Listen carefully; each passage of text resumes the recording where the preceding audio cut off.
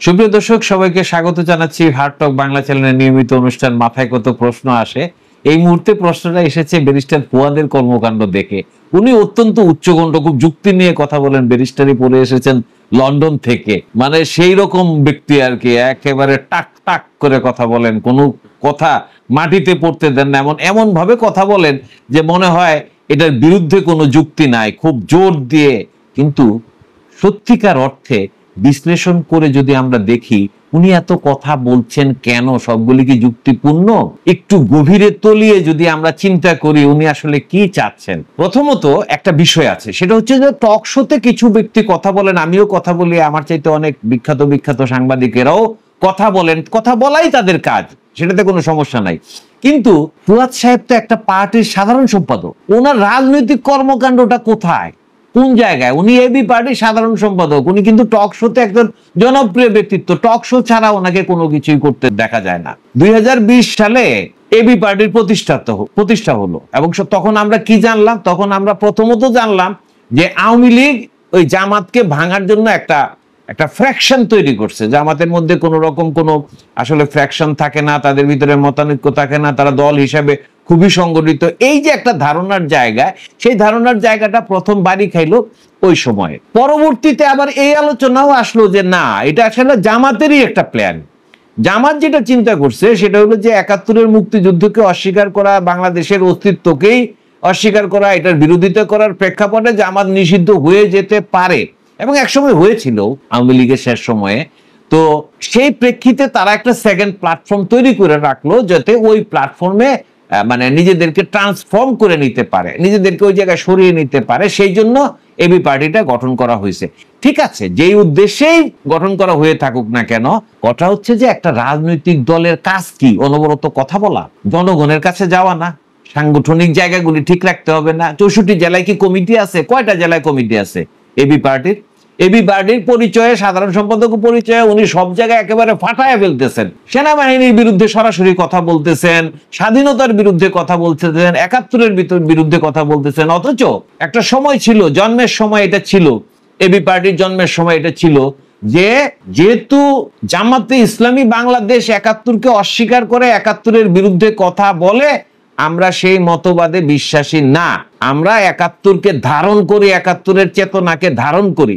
কিন্তু আসলে যে কি, ফলের বিড়াল যে বেরিয়ে পড়লো কখন, যে ওই 16 ডিসেম্বর। তো মানে একটা উদাহরণ দেই, তারা বিভিন্ন রকমের, ফুয়াদ সাহেব বিভিন্ন রকমের কথা বলে থাকে।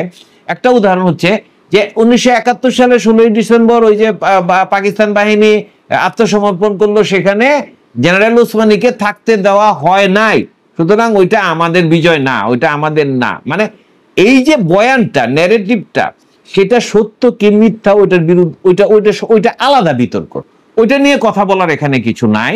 বিষয়টা হচ্ছে যে এই ধরনের বক্তব্যের মাধ্যমে বাংলাদেশের মুক্তিযুদ্ধটাকে অস্বীকার করার একটা প্রবণতা এখানে কিন্তু দেখা যায়, এবং এই ধরনের কথা উনি আরো অনেক বলেছেন। এগুলি বললে দীর্ঘায়িত হবে বিষয়গুলি।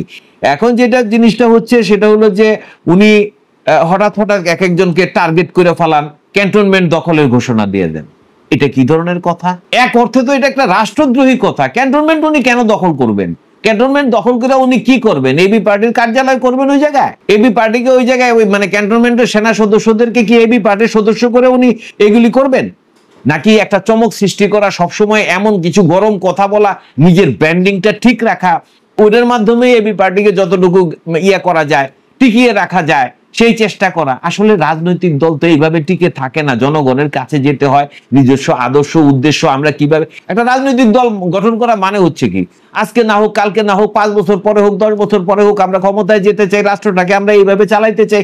এগুলি তো রাজনীতির বেসিক একটা জায়গা। তো সেই জায়গাটা কোথায়? উনি এত কথা বলতেছেন, টক শোতে একেবারে ফাটায় ফেলতেছেন, এর মাধ্যমে কি জনমত গড়ে উঠতেছে? মানুষের আপামর, দেশের আপামর জনসাধারণের মধ্যে কি ওনার এটা বিষয়টা ছিল? এই এখন মনে করেন উনি লাগছে সেনাবাহিনীর একটা প্রতিষ্ঠানের বিরুদ্ধে, উনি ক্যান্টনমেন্ট দখলের করতেছেন। ওনার যে এই সমস্ত কথাবার্তা দেশের ভিতরে থেকে, এগুলি আসলে ইন্ধন যোগাচ্ছে কাদেরকে? এই যে পিনাকি, ইলিয়াস, কনক সারোয়ার, তারা যেরকম সেনাবাহিনীর বিরুদ্ধে কথা বলতেছেন গড়ে ঢালাও ভাবে, এই ঢালাও ভাবে কথা বলার সুযোগ কি এই লেভেলে থাকে? যে যখন আমরা কোনো একটা কথা বলি আমাদেরকে এর পিছনের যুক্তিটা বুঝতে হবে না, এটার যে কি ইম্প্যাক্ট হতে পারে সেটা বুঝতে হবে না?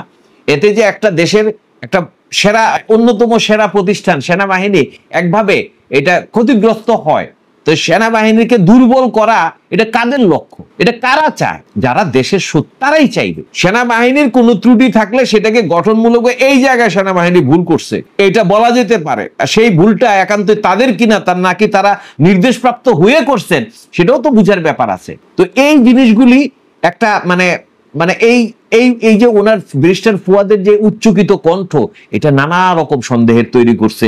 হ্যাঁ, উনি নানা রকম নিজেকে একটা ইনফ্লুয়েন্সারের পর্যায়ে নিয়ে গেছেন। যারা টকশোতে কথা বলেন তাদের তো ভক্ত থাকে, তারা তো সেই ভক্তদেরকে কাজেও লাগাইতে পারেন, বিদেশ থেকেও কাজে লাগানো হচ্ছে, এই জিনিসগুলি তো আমরা দেখতেছি। তো এখন ব্যাপারটা হচ্ছে কি, মানে মোল্লার দৌড় মসজিদের মতো ফুয়াদ সাহেবের দৌড় কিন্তু ওই প্রেস ক্লাব, শাহবাগ, এই টিভি স্টেশন এই জায়গাটার মধ্যেই সীমাবদ্ধ।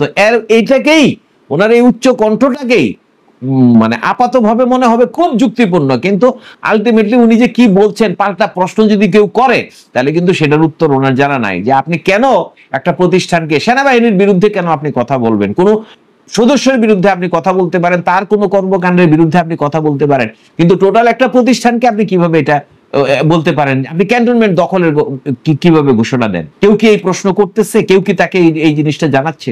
দর্শক, আমাদের মধ্যে এটাই প্রশ্ন যে আসলে ইন্টেনশনটা কি? এই যে এই সমস্ত ছদ্মবেশী দেশপ্রেমিক, তারা মনে হতেছে দেশকে একেবারে নতুন বাংলাদেশ তৈরি করে ফেলতেছে, আসলে তারা দেশকে ধ্বংসের দিকে নিয়ে যাওয়ার চেষ্টাই চালাচ্ছে। একটু তলিয়ে বিশ্লেষণ করে আপনারাও সেটা বুঝতে পারবেন। এই জন্যই মাথায় এই সমস্ত প্রশ্ন আসে, তারা কেন, কি উদ্দেশ্যে, কি কাজ করতেছে? একটা অস্থির সময়ের ভিতর দিয়ে আমরা যাচ্ছি। সাধারণ মানুষ যারা দর্শক, তাদেরই উচিত হচ্ছে নিজস্ব সচেতনতার লেভেলকে এমন একটা জায়গায় নিয়ে যাওয়া যে বলতেছে তাকে প্রশ্নের বিদ্ধ করা এবং সেইভাবে নিজেদেরকে আপগ্রেডেড করা। দেশকে শত্রুর হাতে দেওয়া যাবে না। ধন্যবাদ আজকের মতো।